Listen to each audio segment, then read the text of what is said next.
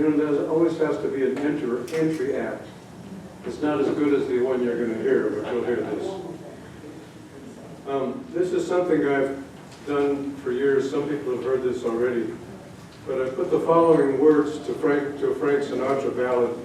Here it is, revised with a bit of apologies to Irvin Brake and Old Blue Eyes. When I was 17, it was a very good year. It was a very good year for staying up late, an occasional date. I knew nothing then. Oh yes, I was green when I was 17. When I was 21, it was a very good year. I was working and playing without any fear, and thinking, oh dear, now what will I do? Almost 22, it was a wondering year. The year was 69, it was a very good year. It was a very good year for marrying Joanne, not a flash in the pan. When almost 55, though not always divine, since 1969. By 1976, together then 7 years, we had 2 little kids and our own homey digs, friends and family nearby. How the years did they fly. We have thousands of pics since 1976. When I was 48, a Triumph TR4 came along. We went on many a drive on scenic byways. We toured the back roads with the wind in her hair and the sun on my pate when I was 48. When I was 65, I sang this song to my friends. My retirement had come, and old age for some, but it was so long ago. Since then more has been told, stories they did contrive when I was 65. So now I'm 85, well past the autumn of my prime, and I think of my life as vintage wine from fine old kegs, somewhat wobbly in the legs, but my mind is still clear. I'm blessed with wonderful years.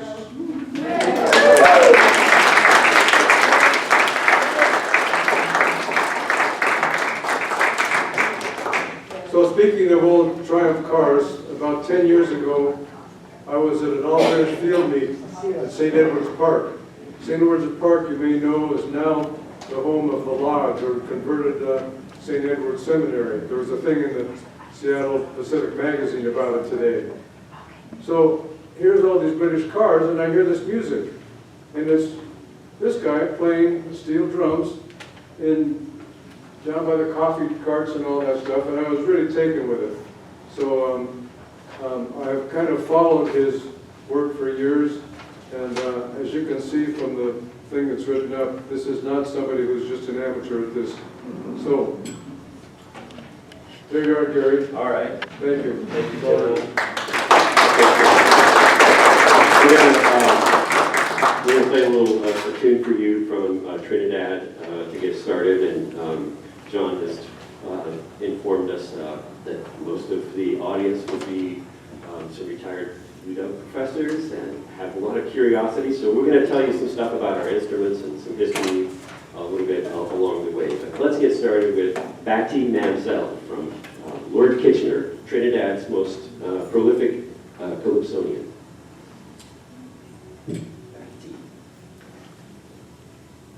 We'll hear a big click. There it is.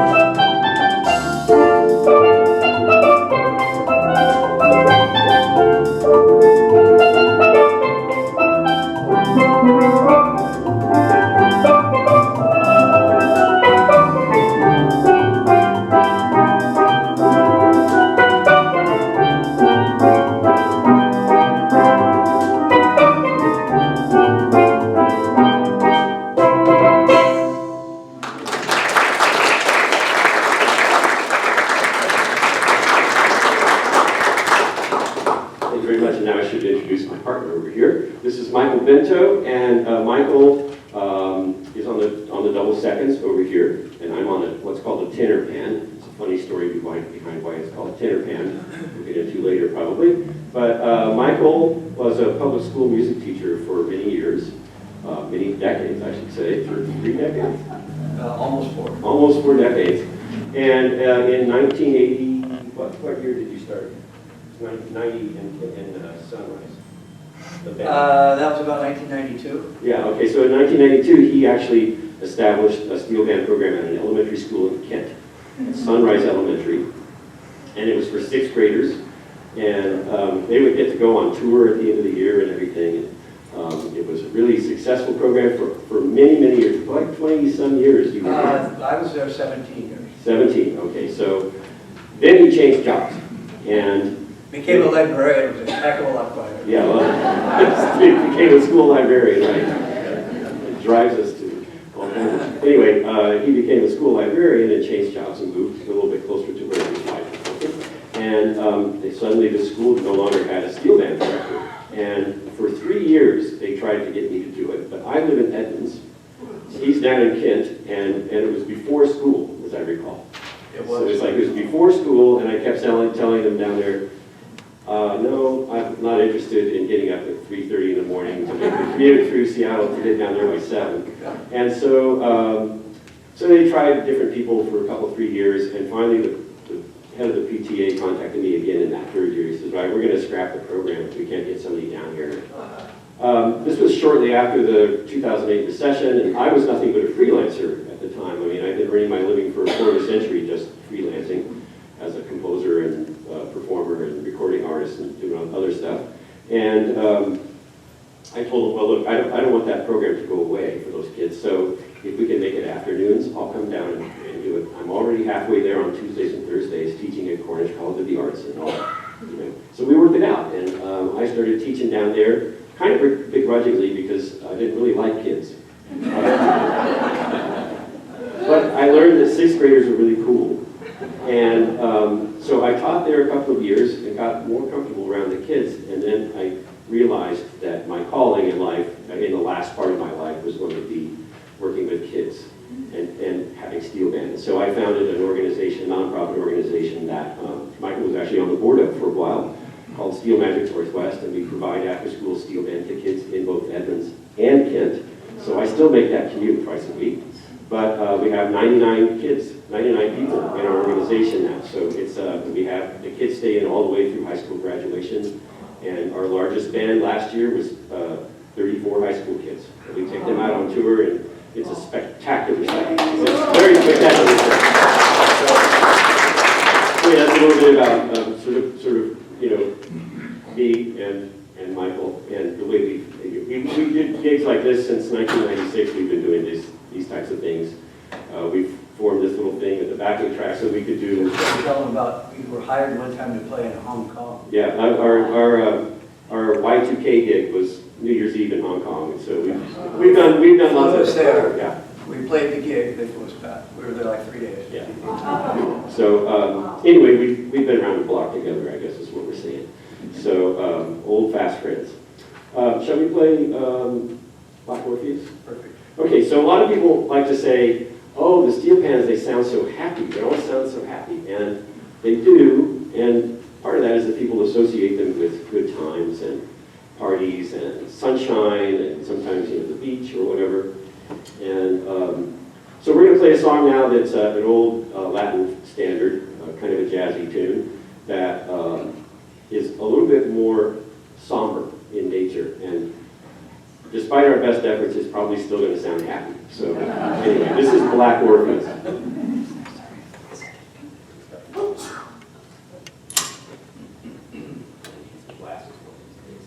Here we go.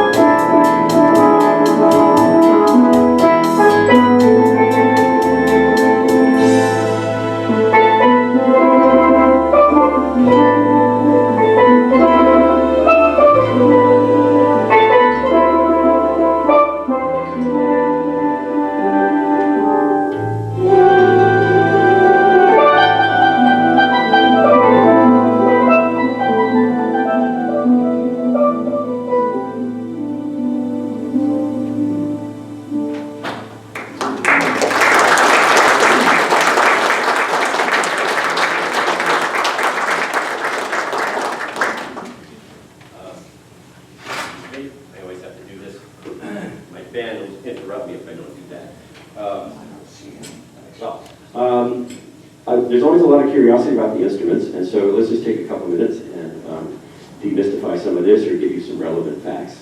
Both of these sets of instruments that you see here started out as 55-gallon oil barrels. They still make them that way. There's a few makers who custom design and build their own raw barrel, but most of the tuners still use a standard 55-gallon oil barrel. And the most customization that they get is that they order a barrel that has two bottoms, because you can't make a steel pan out of the top of a barrel because it's got holes in it. So sometimes if a maker is making a whole set of instruments, they'll order a bunch of barrels with two bottoms from the barrel maker. But they're still made the same way that they were made back in the 1940s and 50s. It's all done with hand hammering. There's not very many machine processes that go into it. They have now finally started using pneumatic hammers for some of this process, but it's just basically to speed up the same process that the tuner's arm would do. And that's in the process of sinking the barrel like this. And after they've sunk the barrel, the metal is very, very thin, especially on an instrument like this. This instrument is sunk to a depth of 9.5 inches. And even the best people who sink barrels sometimes will split it open as they get almost to their target depth, and they have to start all over again. So after they get the barrel beat into a bowl like this, they decide where the notes are going to be. And you'll notice that all of these notes are of different sizes. And of course, the larger the note area, the lower the pitch, and the smaller, the higher the pitch. And that's one of the things that makes the pitch is the size of the note area. But there's another thing that makes the pitch, and that is the tension that the metal is held in within each note area. So steel can hold its tension. And so if you can imagine a cross-section of one of these bubbles, they're all bubbled up from on the underside. If you can imagine a cross-section like this, when the maker created that bubble, he actually stretched the metal from one side of the bubble to the other to create that bubble. And just like stretching a guitar string, the pitch is going to go up. And he can manipulate that. He can tap it in the middle from the top and relax the bubble. He can make the bubble smaller by going around the top. And even though there's a clearly defined note area, you don't have to use all of it. So he can make that bubble a little bit smaller, or he can go underneath and go around the outside and make the bubble kind of lift it up from the outside and make it bigger. So they have various ways of manipulating the tension within each note. And of course, if you tune one note, it's all one sheet of metal. And so if you tune one note, it kind of affects all the notes around it. So, and there's one other thing, you guys, since you're kind of an educated audience here, you guys might understand harmonics and the movement of a string. A string moves like this, but it also moves like this. There's a little note in the middle. And if you touch that note of any string instrument, you'll get a sound that's an octave higher. And if you do a third of the way on the string, you get an octave and a fifth higher. And if you do a fourth of the string, you get 2 octaves higher, and so forth. And they discovered, actually, when Michael and I were in high school, they discovered that if they tuned in harmonics into notes, going different directions, then they would get sustained. So the original steel pan sounded very clunky and very percussive, like rusty, very metallic. And when they discovered the art of tuning harmonics into the notes, suddenly the notes had sustain, and there was some beauty that came out of the instrument, and it would blend with other instruments. So I can demonstrate. I'm going to show you my harmonics on my F sharp because it's a really good note for that. It's right in the middle of my pan. The big note right in the middle, and you can see it's an oval. So it has a long axis and it has a short axis. So if I put a mallet right gently in the middle and hit near the edge. So here's the note,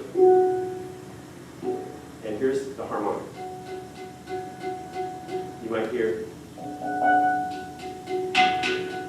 And then going the other way, there's a second harmonic. And that does not naturally occur on this instrument. Those all have to be tuned in with blows of the hammer in certain directions and everything. So it's a very, very delicate balancing act, and we have the utmost respect for the makers and builders of these instruments. Fire exchange, let's get a plug-in for Elliot. Yeah, so The man who made our instruments is known as the father of the modern steel pan. His name is Ellie Manette. He died about 5 years ago at the age of 92. But he was the first guy to put the concept of tuning metal onto an oil barrel. And growing up in Trinidad, he was a teenager in pre-World War II times. And growing up in Trinidad, they had plenty of oil barrels because they're oil and natural gas rich. And our Navy was refueling in Trinidad. And so that was all done with oil barrels. And so Ellie was the first guy that said, let's put this concept on an oil barrel because there's lots of room here. I can put lots of notes in here. Because previously they've been doing smaller things like cookie tins and coffee cans and that kind of stuff. And so he got the idea to do that. It was also his idea to have instruments of multiple ranges. So this was like the soprano of the family, although they didn't call it the soprano, they called it tenor, because all of the guys that were involved with steel pan early on were gangsters. They were gangs. And they couldn't stand the thought of being a soprano. They needed to be the highest male voice. So they called it tenor.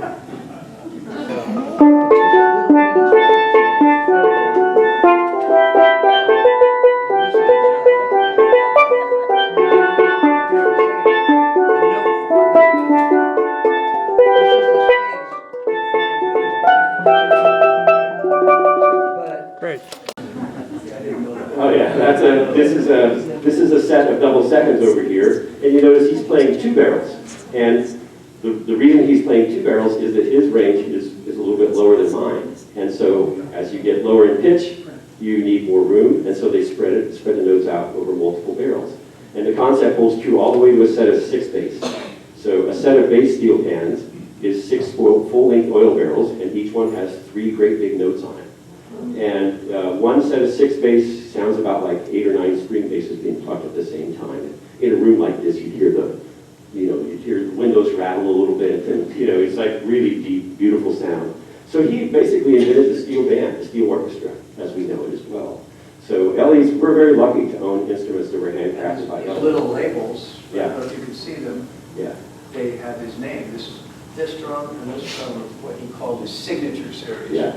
And he tuned him and put a lot of work into him, and then added these little insignias that say, like mine were built for me in 1994, so they say Ellie Manette Signature Series 1994 on both of them. Yeah, it's a nice source of pride. Yeah. Steel will contract and expand with temperature changes. Correct. Can you repeat the question? Affect the tonality? Yeah. He's asking about temperature change and how temperature change affects steel. So I played a gig for they were going to be renovating what used to be the old Opera House. And they had a big celebration in front of the Opera House when they did some groundbreaking for it. And it was -8 degrees that day. It was like the coldest day of the century. And I took my pan out there. I was hired to go play for this thing. And it wasn't out of tune, but I could hardly get any bounce off the stick. The steel was so rigid, it just didn't, it was really, it didn't respond well. It was very quiet. And I got out of there as quickly as I could because I didn't want to damage my instrument. But heat is a different matter. So when these instruments are in the sun, the two things that people most associate with steel pan are the two things that are worse for them: sunlight and the beach, because of the salt air. So it's not so bad if you have a chrome instrument like this, but yeah, the temperature does, especially if it's hot. You can't play them if they get really hot really fast in the sun. So even on a moderate day of like 65 degrees, if it's in the sun, it's just like the hood of your car, it'll heat up and go out of tune. I would expect it to notably change the frequency. It does. It goes. And the pitch. Yeah, it does, because it expands and the instrument goes out of tune. And if you play it while it's out of tune, you could knock it permanently out of tune. Yeah. So, If you'll notice steel drum bands playing outside when it's a warm day, they're always under awnings, tents, umbrellas. yeah, that's to protect the instruments. Yeah. Yeah, you had a Who question. gives the instruments for your students, or what do they use? My students, in Kent, our students use the same set of instruments that Michael and the PTA down there. I painted them, they still look exactly the same. Yeah. I'm proud of them. The PTA bought them for the school, and so those instruments are still down there, and those are Ellie Manette instruments as well, but they're not chrome like this. They're made for more for kids. And And then in Edmonds, we fundraised and we spent like $75,000 on like a 24-piece orchestra up there. So yeah, it's pretty fun. I have the best job in the world in that, you know, when it's concert time, I'm also the drummer in the band, and I get to sit in the middle of a 34-piece steel orchestra, which I have competed in Trinidad's panorama competition and come away a winner. That's like the Super Bowl of the steel pan. But that was a band of 120 people. And there were 35 of us playing this type of instrument here. And there was like 10, 12 bass players. And, you know, it was just an amazing experience. To sit in the middle of that is just I can't describe it. It's just a great experience. Should we play some Bach? Sure. Okay, we know that, oh, I just have one quick okay. question. The last two songs, I haven't been able to hear what Michael's playing because of that thing in the back. Are you doing any without that? Yeah, we're going to do that right now. Great. In fact, this is all Michael. I'll join him. I'll join him in a couple places so you can hear the depth of his instrument. This is Jesu Joy by Bach.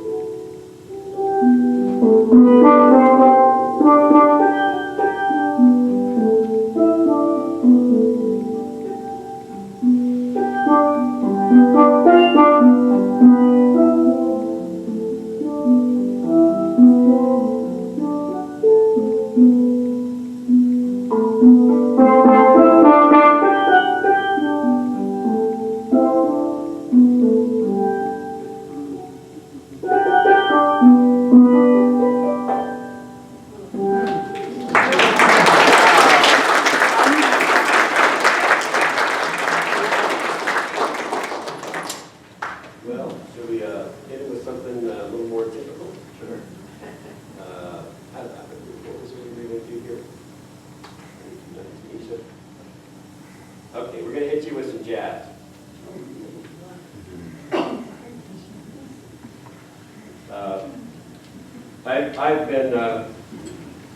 I've been a jazz musician for most of my life. And, I grew up. My older brothers were in college, and they were ushers at the college's concert series. That's how they would get to go to concerts for free. They could just be ushers. And one year, Dave Brubeck came and played at their university. And for Christmas, they gave me a Dave Brubeck record. And I think I was about 10 or 11, something like that. Prior to that, I was already involved in music, and I'd already kind of heard this instrument and was already captivated by it. There's a whole story behind that. But anyway, that's when I got involved in jazz, was that at that time, and then I've had a whole career of doing jazz. And so when I finally started playing this instrument, when I got into college, I finally had access to these instruments. I was very focused on jazz. And there's not a lot of, at the time, there weren't a lot of jazz band players. So I was able to kind of build a career out of being a jazz steel band player for a number of years. I do have a story, though, really quickly, of how I discovered this instrument. And I grew up in Wichita, Kansas, which is not known as a big steel band pub. And my dad took me to a Thanksgiving Day parade. And it was in 1970. I know this because there's a history written about the United States Navy Steel Band. And my name appears in a paragraph about how my name appears because that's what I saw was the United States Navy Steel Band at this parade. And so in the history book of the United States Navy Steel Band, they mentioned me as that being my first influence. And I was just captivated by the sound. They came down on a float, parade float, and I was captivated by the sound. I was already playing piano and drums and things. And I went home and took my saucer sled, which were made of steel back then, right? The saucer sled with the two handles, right? And that's the closest thing I had to an instrument that looked like, what they were using. And I flipped it over, and I took my dad's hammer, and I was able to get these notes.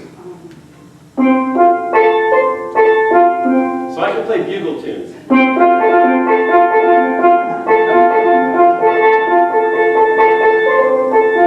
Yeah, and I remember being on my back patio playing that, the day after Thanksgiving. I was out there with His regulars from. neighbors were super happy. Yeah, I'm sure they were. But it wouldn't be until I got into college that I had access to actual instruments. And anyway, that was how I got into this whole thing. All right, what are we going to play? Night in Tunisia. This is by Dizzy Gillespie. Thank you. Night in Tunisia.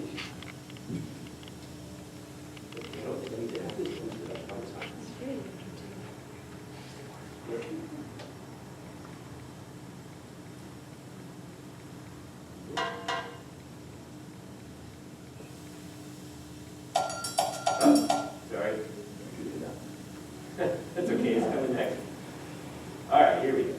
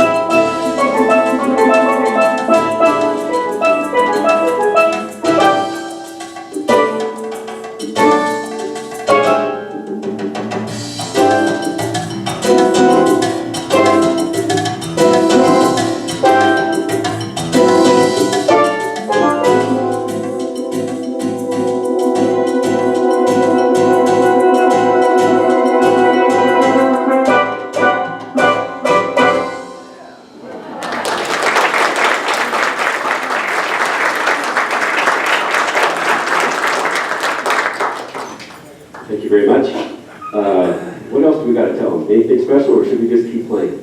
Does anybody have any questions before we can? Yeah, we got one in the back. Spanish eyes? Oh, we don't know that one. Sorry. Oh, okay.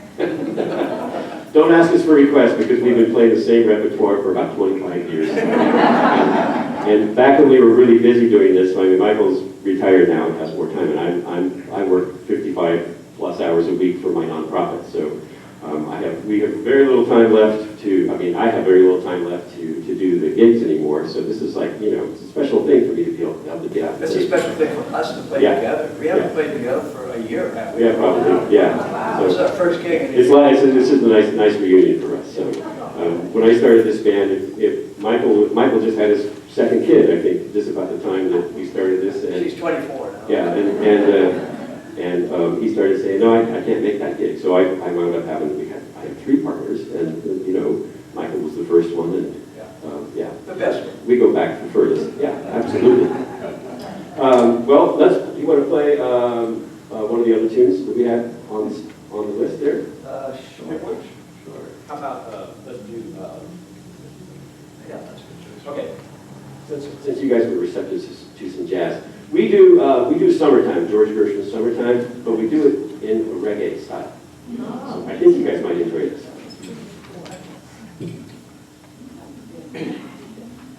I have to find it.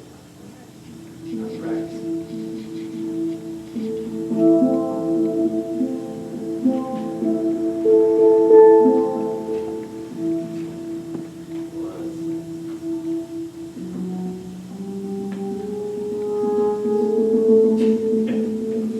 I think it's in the first set. Okay, here we go.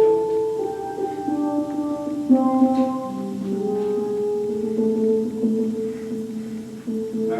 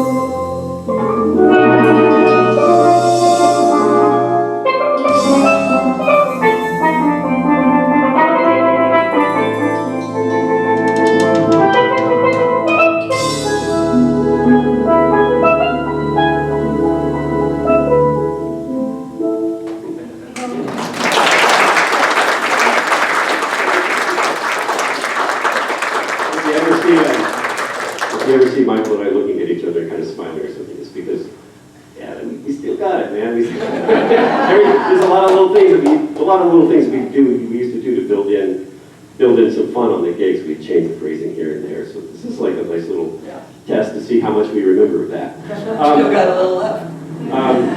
We have a couple more tunes to play for you, but I wanted to relate to you something that I've learned from a current professor at UW. His name is Shannon Dudley, and he's recognized as one of the, he's in your ethnomusicology department there.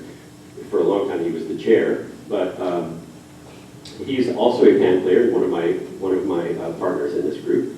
And he's written books on the history of this instrument, and his books have opened up a whole perspective of this instrument in the past 10 or 15 years since he's been writing about it that I didn't know. And it's fascinating. It goes all the way back to Spain. The Spaniards colonized Trinidad. It was discovered, I'm going to use air quotes here, discovered by Columbus in one of his trips over here. And he saw the island from a distance from the horizon, and he could see 3 mountain tops peeking up, and so he called it Trinidad for the Holy Trinity. And so that's how it got its name. As soon as the Spanish colonists got there, of course, they brought all of their fun European diseases, and the native population was pretty much wiped out. That happened in a lot of places, as you know. And it had been populated by Carib Indians and by Arawak Indians got there from Venezuela. 7 miles off the coast of Venezuela is Trinidad. It's very, very, very, very close. So for a long time it was a Spanish colony. And around that time, during that time or even after that time, we had the Haitian Rebellion, in which a lot of French slave owners were forced off the island. A lot of those people wound up in Trinidad. And they brought with them the whole thing about Carnival.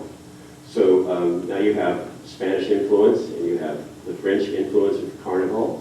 They're in place. And then, I don't want to get into my dates because I haven't studied this in a while, but somewhere in the early 1800s, I think, England sent a bunch of warships down there because they wanted Trinidad because it was sugar on the island, a good place to grow sugar. And so England surrounded the place with warships, and Spain said, you can have it. Basically, they didn't want any conflict, so they negotiated some deal, and suddenly it was a British colony. So now you have British influence there, and the British governors were very strict. And at the time, there was a lot of Africa. They had slavery just like we had slavery, and they abolished slavery 50 years before the United States did. So in the early 1800s, they abolished slavery.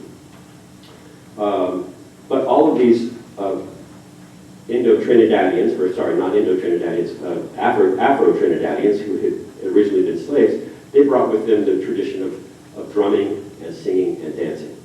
So drumming was used for ceremonial purposes. It was used for religious purposes. It was used also to accompany sport. They had a sport called kalinda, where 2 guys would come at each other with sticks, and the whole point is to crack the guy's head open and make him bleed. And so, they still kind of do that sport. It's a little bit cleaned up, but they still do that. And the British overlords weren't so keen on this, and so they were always looking for excuses to suppress this drumming that they were doing, because it was considered a public nuisance. And in 1880, I think 84 or 88, I can't remember now, but in the late 1880s, there was a big riot that happened called the PANDUO riot, in which all of the guys that were, all of the different drumming groups, Trinidad's a fantastically competitive place, so if you had a little band, you did everything you could to, intimidate and beat out the next neighborhood's band. And it's still like that. The steel band is like that now. It's just been taken over by steel bands. It's very territorial. And anyway, all of those bands banded together to beat down the police. And so there was a big riot. A lot of people got hurt. And so that was all the British government needed to culturally suppress the act of drumming. So they banned skin drums. You no longer could have drums in public that had skins on them. So the African diaspora there, they went into the forest and they got bamboo of different lengths, and some bamboo that big around, some of it's a little bit less big around and smaller diameters. They cut them to lengths and they could feed out like different bass lines with bamboo shoots, and then they would have some smaller ones that they would call fule that they would play rhythms on, and then they had a thing called a cutter, which is a real high-pitched whack kind of sound that would cut through all the rest of that stuff. And they used that to accompany kalinda and singing and dancing for all of these purposes because they didn't have drums anymore. And then in the early 1900s, as metal became a little bit more ubiquitous, so instead of wood or wicker for a wastebasket, you might have a metal wastebasket. And we start seeing automobiles in Trinidad. We start seeing, brake drums, and they used bottle and spoon, anything metallic. The first guys, I can't remember what year, but Shannon knows this, but evidently the bands went from bamboo to metal in about 3 weeks because it was louder and they could beat out the competing bands.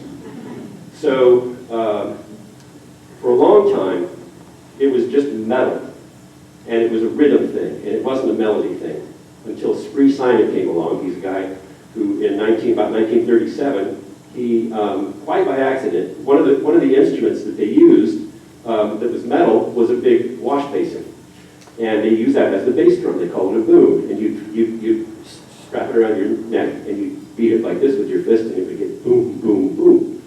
And Spree had a friend named Muscle Rat, big guy, and Muscle Rat said, "Hey, I want to borrow your boom for this little thing we're having a party over here." He loaned him his boom. Muscle Rat brought it back and had pounded a groove down the middle, big dent right down the middle. And Spree noticed that on the left side of the dent, it was one pitch, and on the right side of the dent, it was another. And Spree decided, I wonder if I can control that and get pitches. So it was his idea, but it was originally not on an oil barrel. He was the guy who was taking it. And anyway, from that point on, there was a big blackout during World War II. They couldn't assemble, they couldn't do it. Because there's a lot of stuff that happened in the shadows for the development of this instrument during World War II. And then on VE Day, when Europe was finally conquered, or liberated, I guess would be a better word, suddenly they were all out. They could have carnival again, and that was sort of the big coming out party for all the little neighborhood steel bands that had been hiding out in the shadows. And when Trinidad got its independence in 1962, I think, the very next year, they sort of validated this instrument. They regarded it as their national instrument. They created the Panorama National Steel Band Championship in order to kind of make something official, kind of codify this practice. And instead of gangsters playing it, they made it legitimate. They legitimized it. And so they have had a panorama contest ever since then. And anyway, that's some history of the pan, but it is definitely the result of rebellion, cultural suppression and rebellion. So that's one of my favorite stories to tell about the instrument, because there's that thread of rebellion. And there's no other musical instruments that have that kind of history. So, and excuse me for interrupting, but just when you get off the airplane, you walk on the tarmac when you're in the airport in Port of Spain, Trinidad. There's a statue, at least there was when I was there. There's a statue of a guy playing steel drum. And for those of us that are steel drum players, we go, oh, we are home. It's just like, yeah. Okay. I have another piece of show and tell. This is a Trinidad $20 bill, and on the back of it, there's the image of steel bands. So they're very proud of the instrument, as they rightly should be. And most countries don't have an official national musical instrument, but they do.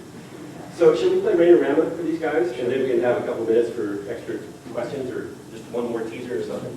So we're going to play, this song is one of my favorite tunes. This is another Lord Kitchener calypso. How many of you know the name Lord Kitchener?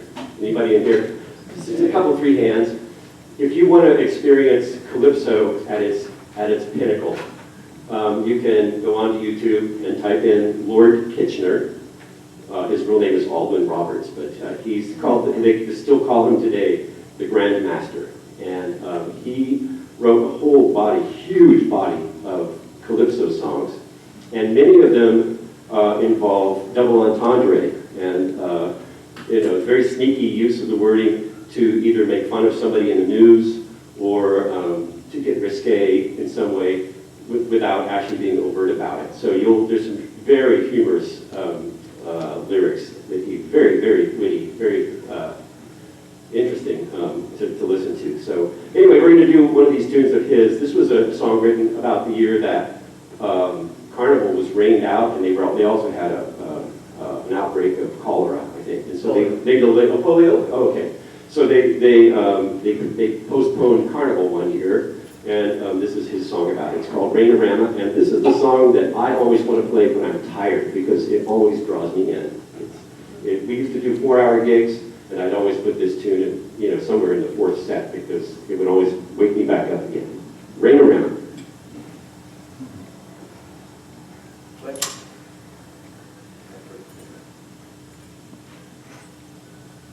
Here we go.